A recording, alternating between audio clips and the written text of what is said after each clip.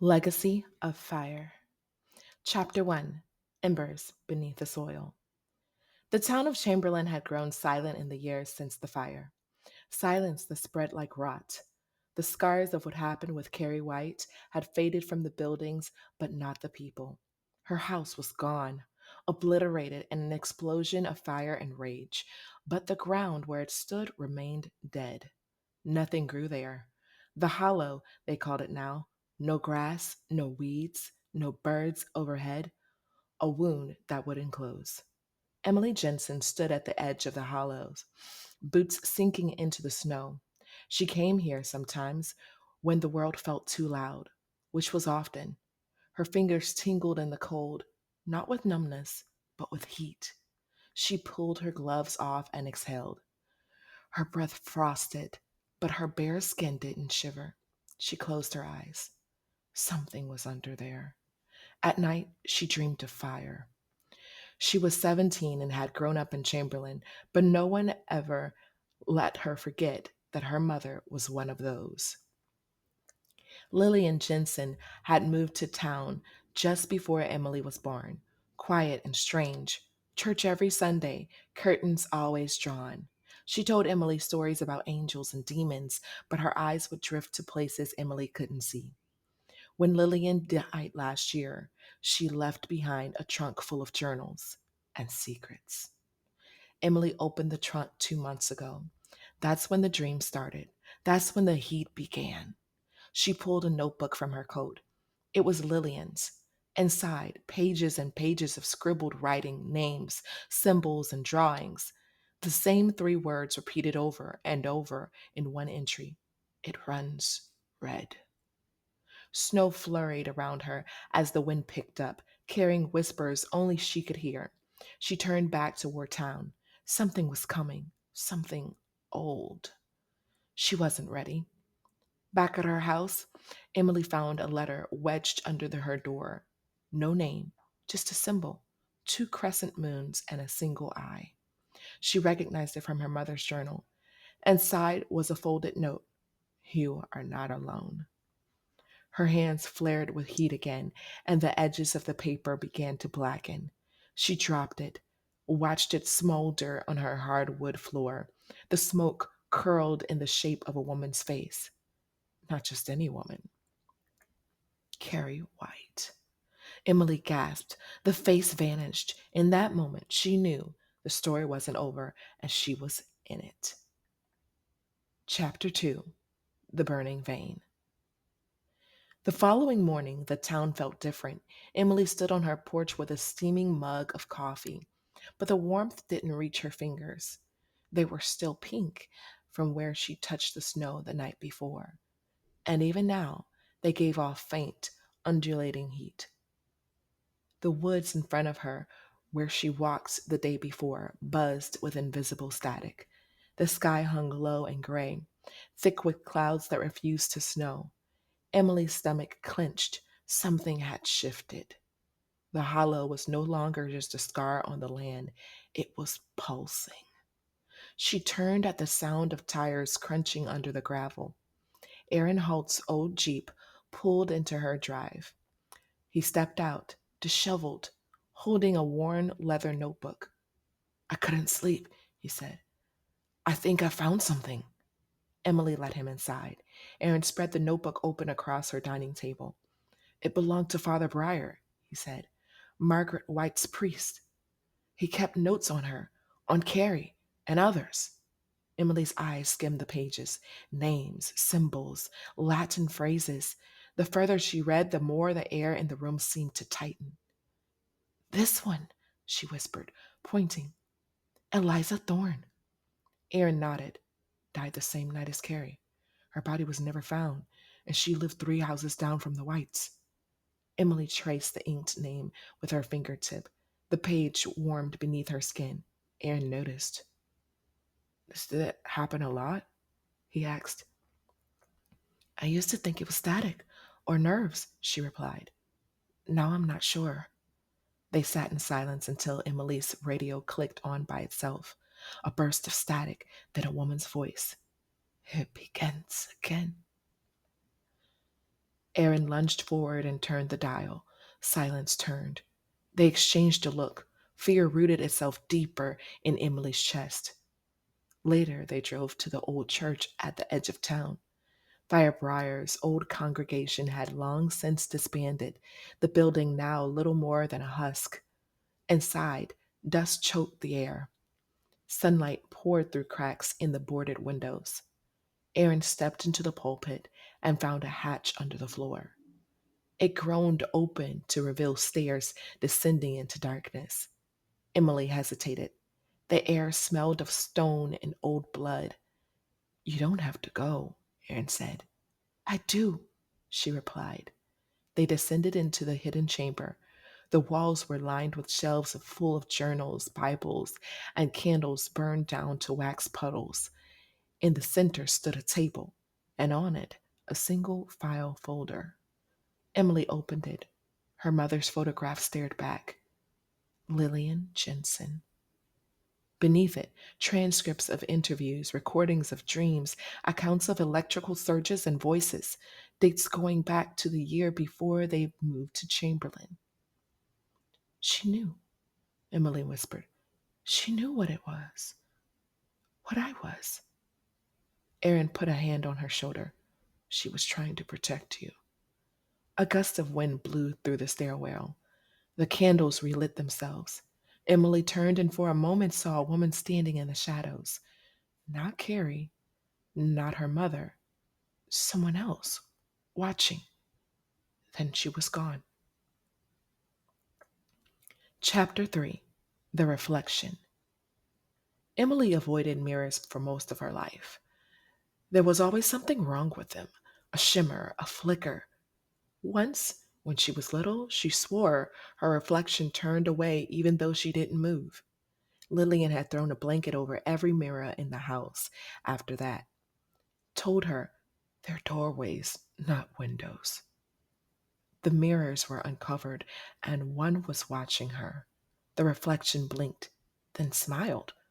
Emily stumbled back, knocking over her nightstand. The lamp shattered. Sparks flew. Her hands ignited with invisible heat, and the air rippled.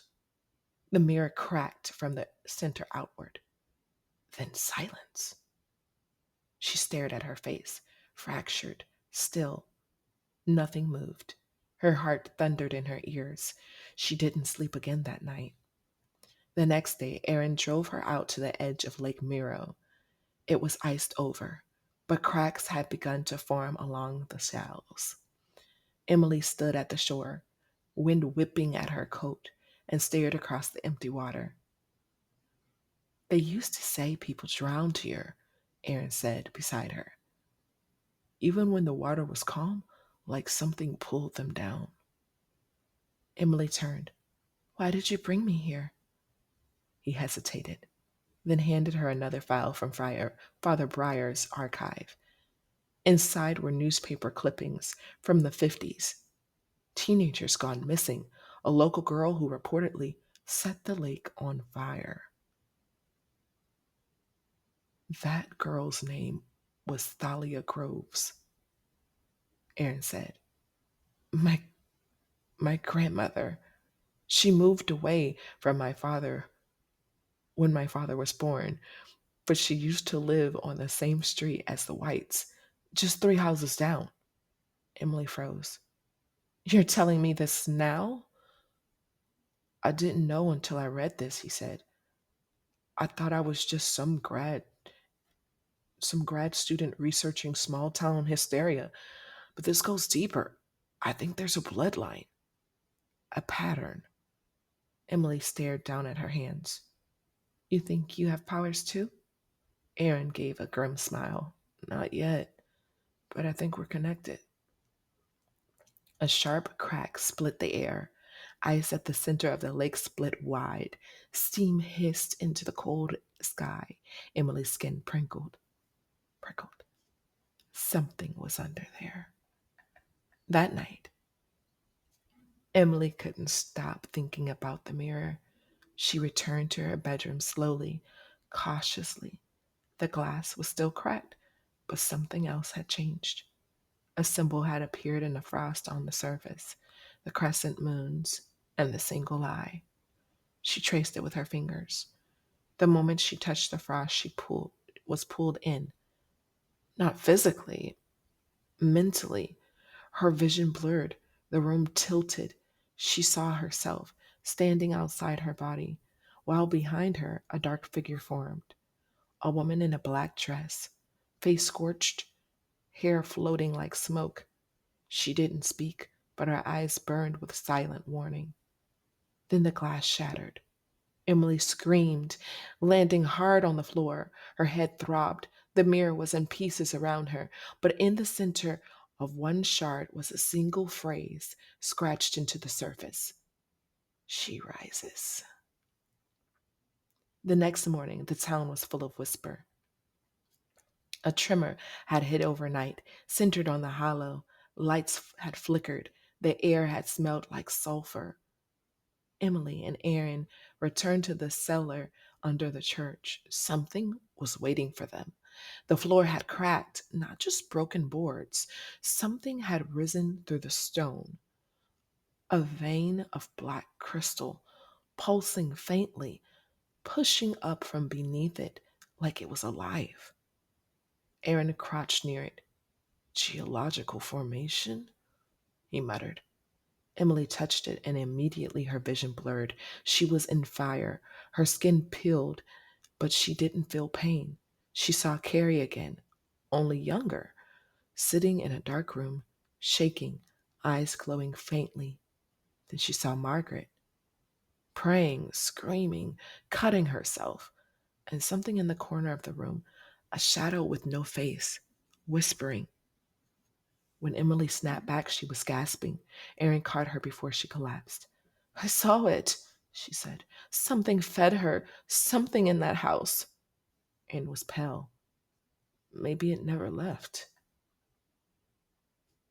They weren't the only ones having visions.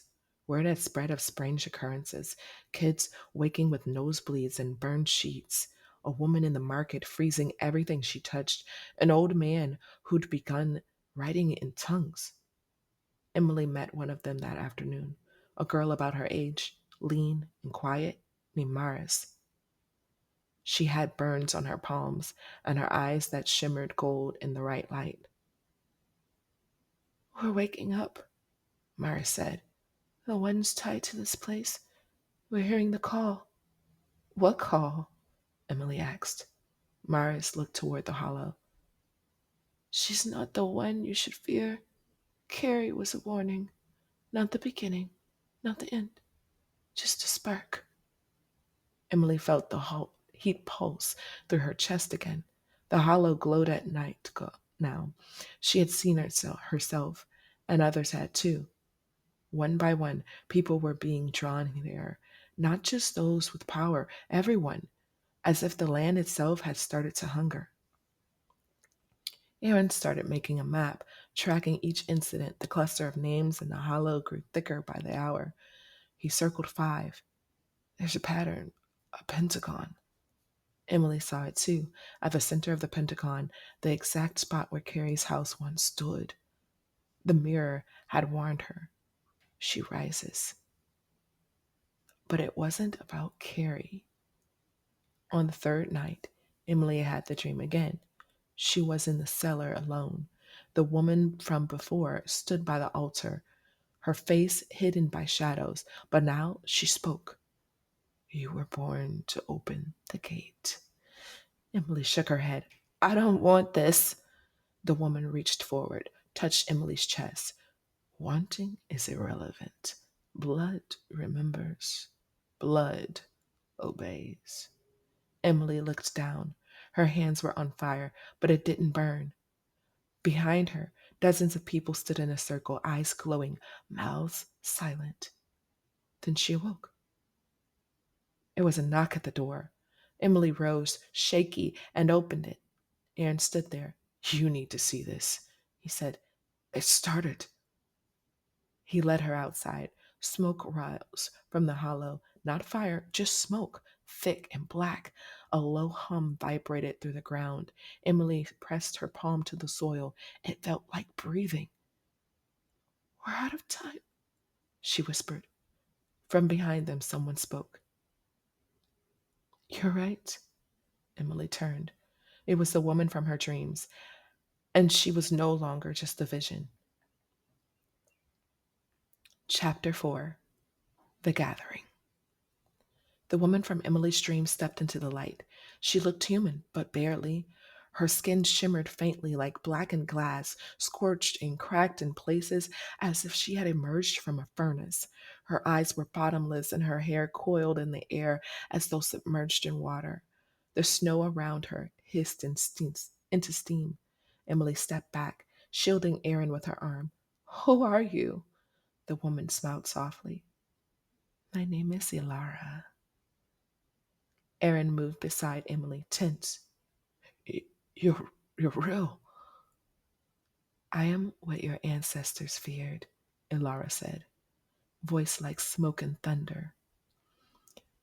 But I am also what they summoned. I watched from the edge of for generations, waiting for a host who could bear the burden of blood. Carrie, Emily whispered. She was the one, but not the first, and not the last. Ilara raised her hand. The ground near the hollow shifted, and dark tendrils of crystal emerged, curling like vines, pulsing with an eerie glow. You think this town cursed, Ilara said, but it was chosen. A fault line between two worlds, yours and the one beneath. The hollow, Aaron murmured. It's not a sinkhole, it's a gate. Ilara nodded. And it's an opening. Emily felt her body sway. The ground under her boots trembled slightly. She was filled with a sickening certainty that something ancient was clawing toward the surface, dragging centuries of silence with it. I don't want this, Emily said. Ilara looked at her with a mix of pity and resolve. Want has nothing to do with it. You carry the fire. It answers only to blood. Suddenly, her form shivered and vanished, leaving only scorched earth where she stood. But at the church cellar, Maris waited. She had begun drawing symbols on the walls in chalk and ash, ancient spirals that seemed to glow faintly in the low light. Emily and Aaron returned, her eyes closed, palms pressed against the crystal vein. She came to you, didn't she? Maris asked without looking up. Emily nodded slowly. Ilara. She's calling all of us now, Maris said. The ones tied by lineage, by legacy, and not just here. I've seen faces in my dreams. A girl in Arizona who can summon dust storms. A boy in Norway who melted a glacier with a scream. The awakening isn't confined to Chamberlain. Aaron was taking frantic notes. So this is global? No, Maris corrected. But the origin is here. The hollow is the nexus. And if it fully opens, we can't let it, Emily said sharply. We stop it, whatever it takes. Maris gave her a sad smile. You don't understand. It can't be stopped, only survived. Later that night, the town experienced its first true fracture. At 1:12 a.m., the streets of Chamberlain trembled. Every light went out. An aurora shimmered in the sky above the hollow, a violent red and violet spiral that made the clouds churn like boiling ink. Those sensitive to the change, those like Emily, Maris, and a growing number of others, felt it like a scream in their bones, a call. And some answered. People began walking toward the hollow in their sleep. Men, women, children, drawn by an unseen pull. Emily awoke with her feet muddy halfway down the road. Unaware how she'd gotten there, Aaron caught her just in time. She wasn't the only one. The next day, Mayor Ben Halpern called a town meeting at the rec center. His eyes were hollow from lack of sleep. His wife, Alice, hadn't woken up for 3 days. She muttered only one thing over and over: the fire under the bones. We have a crisis, the mayor told the crier.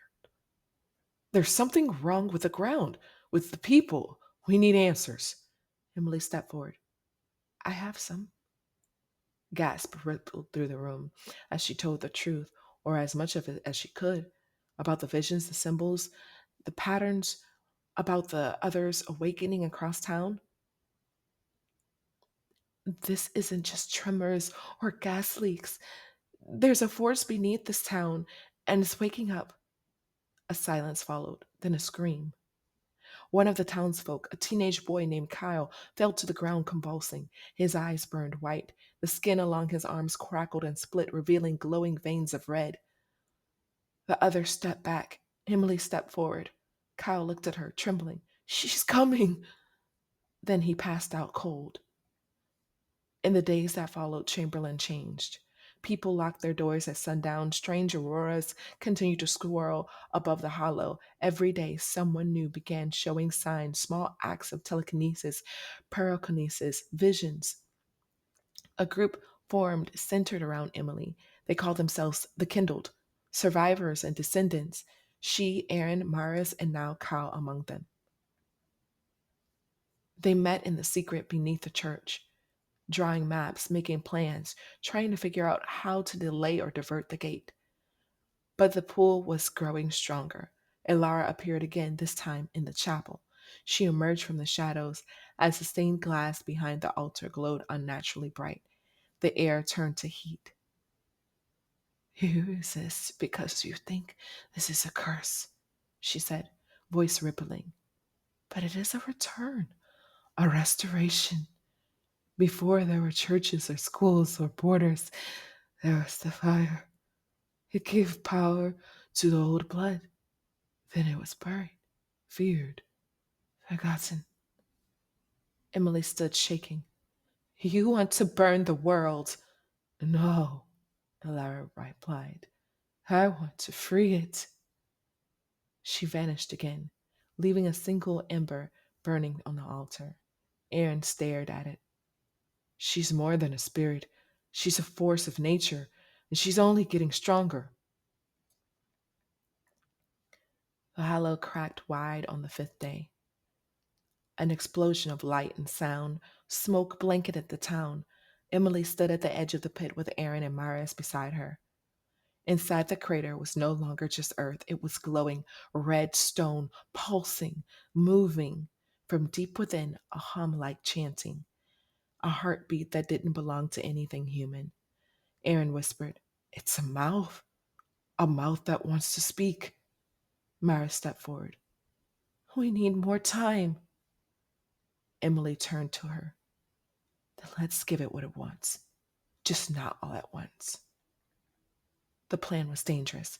Emily would enter the hollow alone, reach the core, and use her connection, her blood, to delay the opening, to stabilize the gateway. Aaron would monitor the energy surges from the church. Maris and the others would form a perimeter and keep Maris and the others would form a perimeter and keep the town safe. One chance. Emily stood at the edge. The wind roared around her. The heat from the pit was unbearable. I don't know if I'm ready, she whispered. You never are, Mara said, but the fire in you doesn't care. Emily nodded and stepped into the hollow.